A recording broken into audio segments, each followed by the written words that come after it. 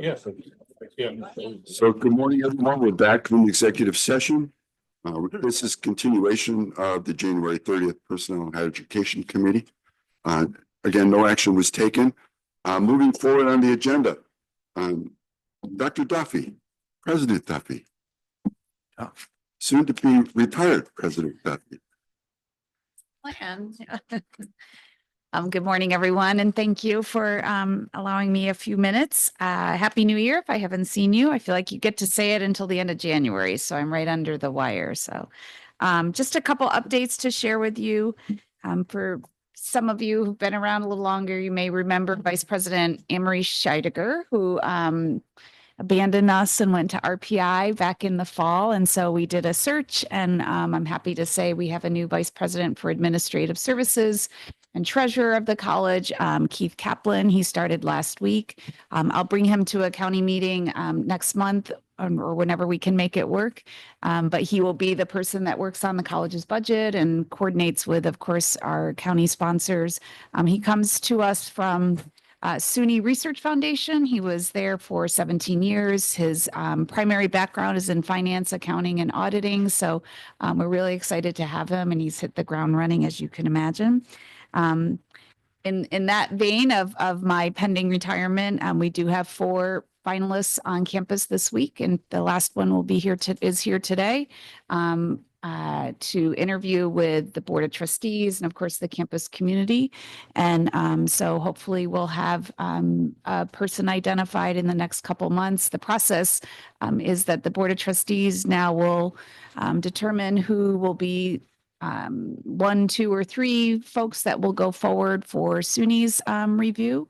And once we get that feedback from the chancellor and his team, the trustees would select their finalist, and that still has to go back to the SUNY Board of Trustees, who ultimately makes the final decision. So depending on the timing, we hope to know March, April, depending on how things go. So that's moving along. I'm sure you've heard, if you haven't, in the governor's State of the State address a couple weeks ago, she made an announcement of a potential new program offering free community college tuition for adults between the ages of 25 and 55 who would be studying in particular high needs, programs to help continue to shore up the workforce challenge that everyone is having. This was news to us, but it's welcome news.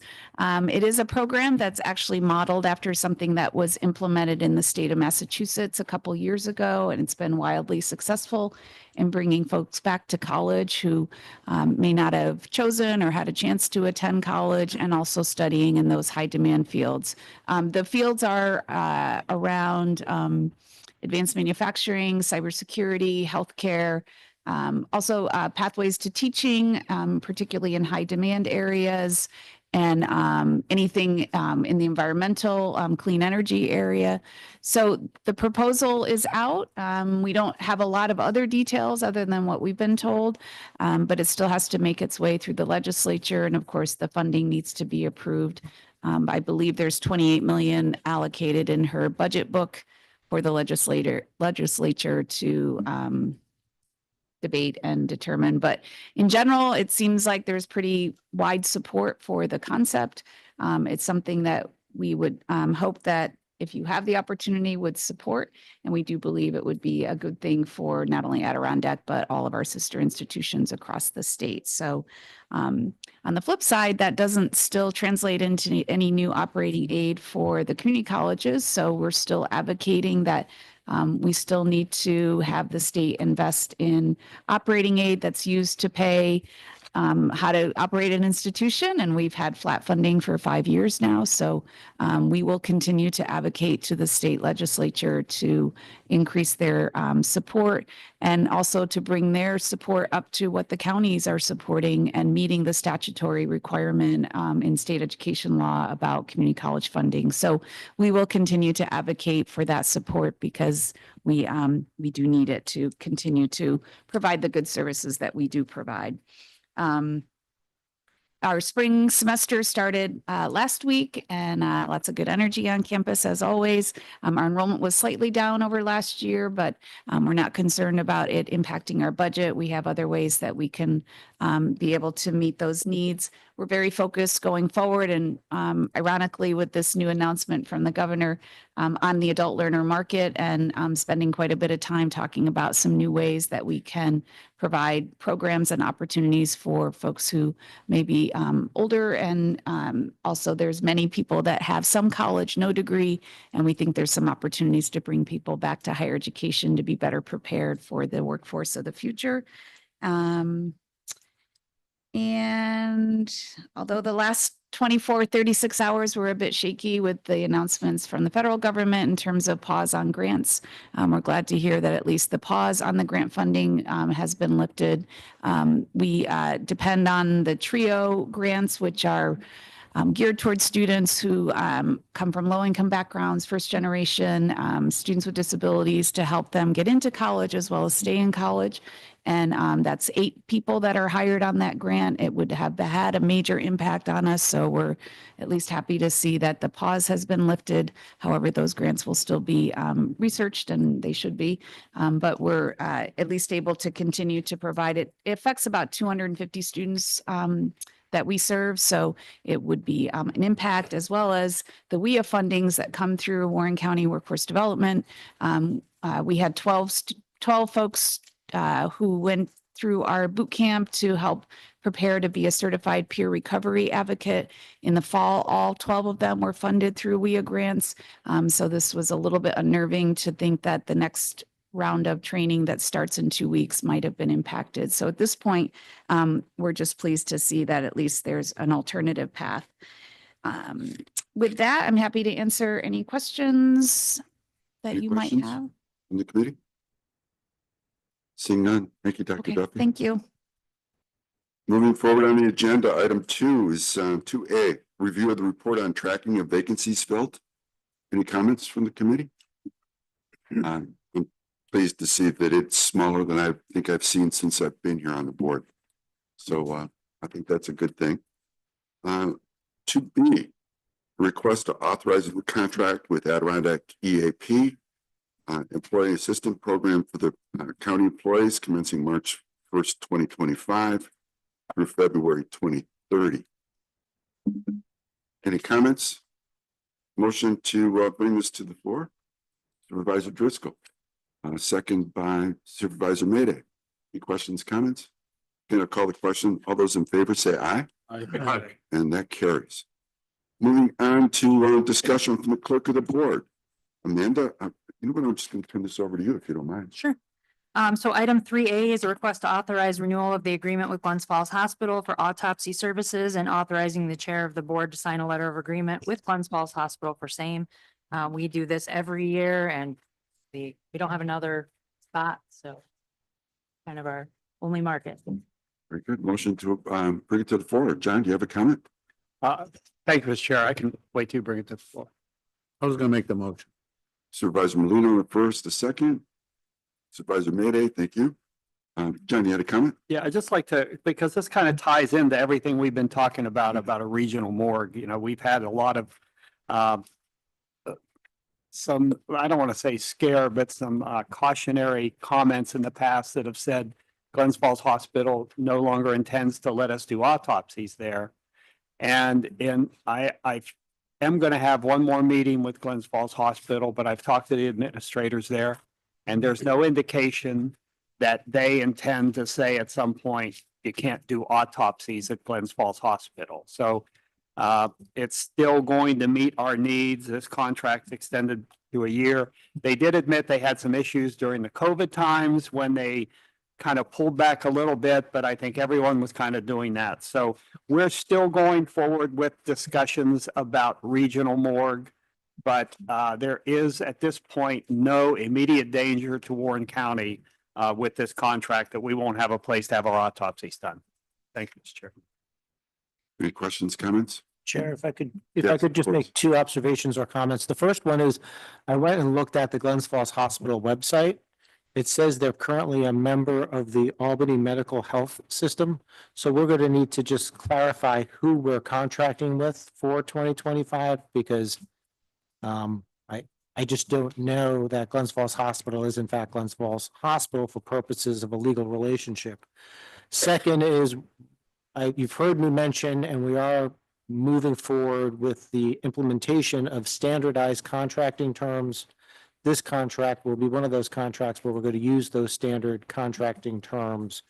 Going forward, they've been posted and are posted now on the website for the county at the purchasing department.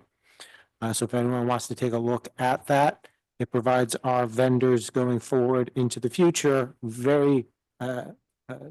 well, provides them clarity on what their contract and the terms will look like, because the terms are the terms going forward. So, thank you. So I guess subject to the agreement being either for Glens Falls Hospital or that legal entity, if it's Albany Medical Health System, that would be my only suggestion. Can we modify the resolution? Include that? Supervisor Molino, I think you were the first. I agree with that. Supervisor Mayday, Now, without objection. All right, so I'll call a question on that. If there are any questions about the motion? All those in favor say aye. Aye. And that carries also. Moving on to 3B. So 3B is a request to amend the rules of the board to change the dates of the April and May board meetings. As it is right now, the April board meeting is scheduled for April 18th, which falls on Good Friday and is during spring break week. I would propose that we move that date back a week to April 11th. And then the May one, we traditionally move from Friday to Tuesday because that's during the New York State Association of County Clerks of Legislative Boards Conference, which I attend, so I'm not here. So usually move that one from Friday to Tuesday. So I would propose we move that from May 16th to Tuesday, May 13th. Motion to bring this to the floor. Supervisor Mayday, Supervisor Driscoll on the second. Thank you. Any questions or comments? Sure. Supervisor Etu. Is it not common for your deputy to sit in for you for situations like, and I'm just asking for learning purposes? She can, Yeah. but in the past, there have been times when she is not, Stuff. yeah, Yeah. she doesn't get the same response that I get Yeah. saying, no, you can't do that. So we find it easier to just move it. That way I can be here for it and keep everything in control. And it's, Ben? And do those, thank you, Chairman, do those, two dates, have any impact on the 3 dates of, committee meetings? No, they're still gonna, yeah. Those- May 13th, 13th. from the 16th to the 13th. It's in there, they are in there's a draft of the rules of the board that shows the changes too on page 2. And those are the only changes, just to alter the dates on page 2. Nothing else in the rules have changed, or the proposed rules changed from resolution number 1. Any other questions? With that, I'll call a question on this motion. All those in favor say aye. Aye. Any opposed? That motion carries. Moving on to item 4, Mr. Colvin, Director of IT.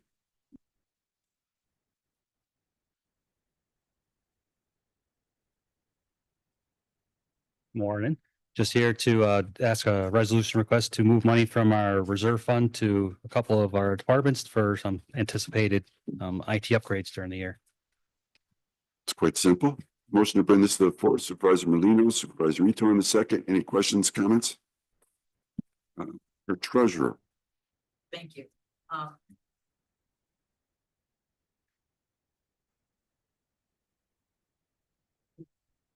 Sorry. Oh, we share Mike. Just a general question. I also have a question like this on the OCTAX reserve. If we know about them, why don't we budget them versus pulling it out of the reserve? So the way we try to get the most out of the computer. And so because I'm putting money in one spot in anticipation of some that I think might fail. And when we used to do that, we'd put it in your budget because I think something's going to fail and maybe it will, maybe it won't. If I'm wrong, we replace it too late, you're out of the computer for a little bit and it's difficult. If we replace it too soon, we didn't get as many miles out of it. So by having the reserve, let the money sit there, and I can have it to work with, and then we move it at the time, just so I can get more years out of it. Right. We used to just replace them because of that anticipation, and it's now we're getting many more miles out of it. And then what happens a lot of times with the reserve is, we have really expensive years and really cheap years. And so the reserve allows us to put the money away each year, the same number. So when I hit my expensive year, I'm not making Supervisor Thomas quit. And then we have it there, so we had the same number. Any other questions from the committee? Seeing none, I'll call that question. All those in favor say aye. Aye. Any opposed? That motion carries also. Item 5, this is referrals from the Criminal Justice and Public Safety and Emergency Services Committee. 5A is a request to amend the table of organization and salary schedule for a new position of probation officer trainee. I was at that committee. This is basically a temporary position with the eventual promotion to a full-time probation officer. So I need a motion to bring this to the floor. Supervisor Driscoll, Supervisor Mayday, thank you. Any questions, comments? Supervisor Ritu. Thank you, Mr. Chairman. Is this the position where the incumbent salary was 10,000 lower than the higher salary? That's a really good And question. I'm just wondering if it is, what that was about.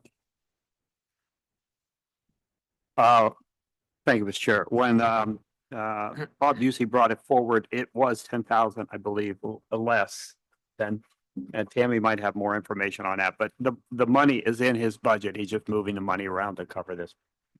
Yeah, so the way that they do their positions, they bring in someone with less experience, and then once they're here for a year, then they go from that trainee position, the anticipation, they'll move from that trainee position to the probation officer position. So what they'll do is unfund the probation officer position, so it's still there in their table of organization, and just create this. They haven't had to do that in several years because they've had consistent employees. They're just moving people around through retirement and promotion.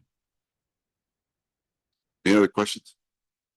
Seeing none, I'll call the question for this motion. All those in favor say aye. Aye. Any opposed? That motion carries.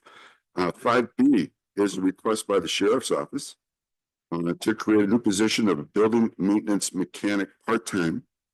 And this is really to cover the existing full-time mechanic that is out on injury, will be out for some time. So we're just trying to make sure that the office has the resources that they need for the short term. So need a motion to bring this to the floor. Supervisor Mayday, Supervisor Ritu. Any questions, comments? Seeing none, I'll call the question on this motion. All those in favor say aye. Aye. Any opposed? That motion carries also. Couple of motions or requests from the county administrator. So John, if you don't mind. Thank you, Mr. Chair. The first, item 6A is the conference and job training policy modifications. The vehicle use policy, it's been modified by the county attorney's office and the risk management office to just focus a little bit more on safety.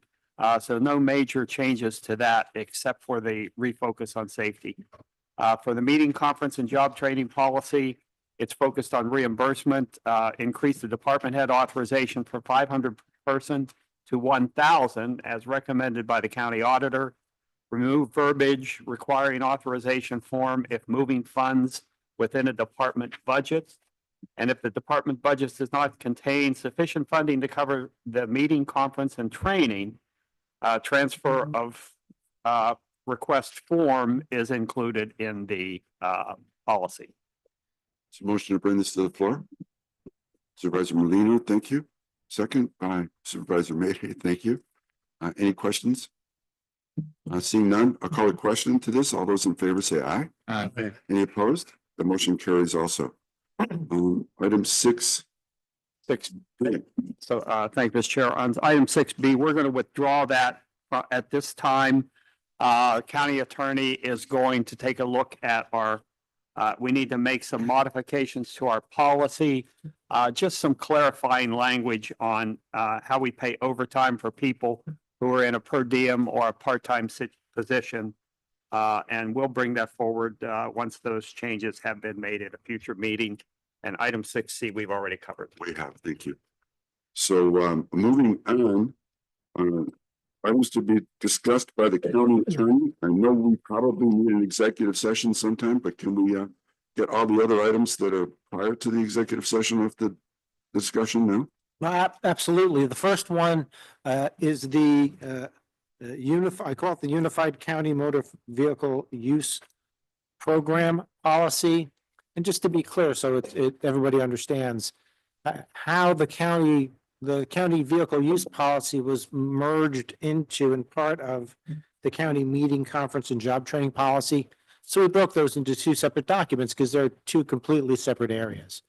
And in that process, starting back in September, we identified that a number of departments had their own sub-policies for vehicle use. So we collected those policies up and we tried to, I believe we did, include everyone's concerns in a single document that'll govern all use of county vehicles going forward for Warren County. What I really appreciate about this policy is it's the first use of the new Risk and Safety Committee in Warren County. Because the membership of the Risk and Safety Committee took the draft, reviewed the draft, and worked out and finalized any changes or modifications that they felt were necessary before the document then came to committee, which is how we're hoping the workflow is going to go, so that countywide, the key players in the departments are having the opportunity to review, update, modify, fix policies before they come to committee and before they go to the board, so that the supervisors know that these policies aren't the county attorney's policy or the county administrator's policy, but or even human resources policy, but they're a policy that impacts or affects risk and safety, that they've been through the Risk and Safety Committee. There is only one, there was a version that's included with the agenda. And I just wanted to note that there'll be a modification to section 6, paragraphs 3 and 4, which is a minor detail. But from additional information we received from the treasurer, we're going to push those two paragraphs together and consolidate that language. So I'd ask for a resolution approving the policy as provided, subject to that one small change in Article 6, paragraphs 3 and 4. So I need a motion to bring this to the floor with the revisions that were suggested by our county attorney, Supervisor Merlino, Supervisor Etu. Thank you, gentlemen. Any questions, comments? Seeing none, I'll call the question. All those in favor say aye. Aye. Any opposed? That carries. The second is a request to transfer funds in the amount of $1,400 from the budget code A1990469 contingent account. Other payments, contributions, the budget code A1420436 county attorney advertising fees. As I've briefed the supervisors on past occasions, New York State over the summer updated and amended the tax foreclosure laws. One portion of that was doubling the time period between filing the action and the date of redemption. So the foreclosure action to foreclose on property starts when the petition gets filed. And the redemption date used to be more than 3 months after that date. It's now more than 6 months after that date. Warren County really historically really likes doing the sale in October. So in order to keep that auction, that public auction in October, we couldn't start the foreclosure action in March as we always have done. We needed to move it forward 3 months, which is why we filed it right after the new year in the first week of January. There was an unintended consequence this year to that action, which is there's just more properties that haven't been paid off because historically they've had 3 more months until March to make payments. As a result of those additional payments, more properties needed to be listed in the newspaper publications that we must do by statute. As a result, our budget line is short $1,440 due to the additional costs created by the additional properties that had to be noticed because of that longer window as an unintended consequence. Motion to bring this to the floor. Supervisor. Supervisor Patchett, I'm sorry. No problem. Supervisor Ito on the second. Any questions, comments? Seeing none, I'll call the question. All those in favor say aye. Aye. Any opposed? That motion carries also. Thanks. The first one we've already hit on discussion items, contract templates, contract workflow. I just want to publicly acknowledge and thank the purchasing department and our purchasing agent, Julie Butler. She's been an excellent partner with my office in working through, reviewing, and identifying the form, contract terms and conditions that we are now locking in and going to use going forward for any bids, for RFPs that go out, as well as the 1,000 plus or minus contracts that Warren County does in any given year. It's going to tremendously help in the workflow and speed with which we can get a contract turned around, signed, and in effect. And as I said earlier, it's going to give vendors a lot more certainty because they can see what the terms and conditions are before they bid, submit an RFP, or provide a quote to provide service if they choose to. I also want to publicly thank the IT department. Jeremy Scrime is working with us very closely, and he's a very, very patient man. We're creating through the vinyl system a workflow for contracts going forward. And the goal is to create a workflow through that vinyl interface that allows the departments the ability to make selections that assist them in complying with the purchasing policy requirements. We're hoping to have that done in the next 30 days. Once it's done, we're going to beta test it or test it, probably with 1 or 2 volunteer departments who haven't quite yet volunteered, but hopefully will soon. And then once that testing period is done with that small group of departments, we'll do training to launch it countywide. It should help, it'll help us keep better track to make sure we're following state law consistently in what the requirements are. And I do believe it'll help speed along the contract process, but also it'll give the committee going forward and all of the supervisors going forward in their committees a little more sense of certainty because they'll know that there's been some review of contracts before they just show up here. Historically, the first time anyone, well, I gotta be careful with such a broad statement.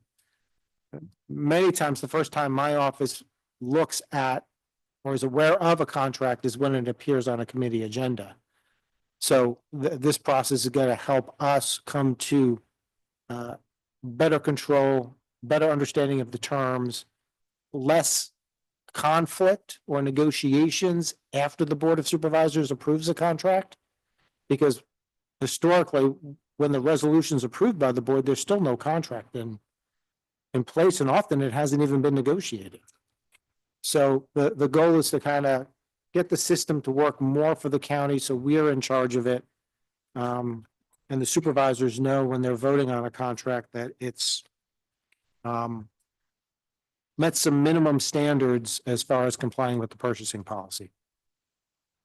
With that said, I would ask for a litigation, an executive session for a litigation update pursuant to Public Officers Law 105, subparagraph 1D, to engage in discussions of proposed, pending, and current litigation, and also to provide attorney-client communications under Public Officers Law, Section 108, subparagraph 3. And the matters are going to be, as they're written on the agenda, D1, 7DA, DB5, DC numbers 1, 5, 7, 9, and then D6. I anticipate it'll take about 25 minutes unless I can talk really fast and there's not many questions. So a motion to enter into executive session.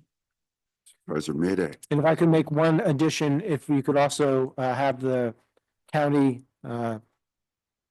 risk manager present for the executive session, I would ask that. Without exception? Sure. So who's the first? I'm sorry. Mr. Mayday, second by Mr. Etu. All those in favor say aye. Aye. Any opposed? We will move forward with the executive session.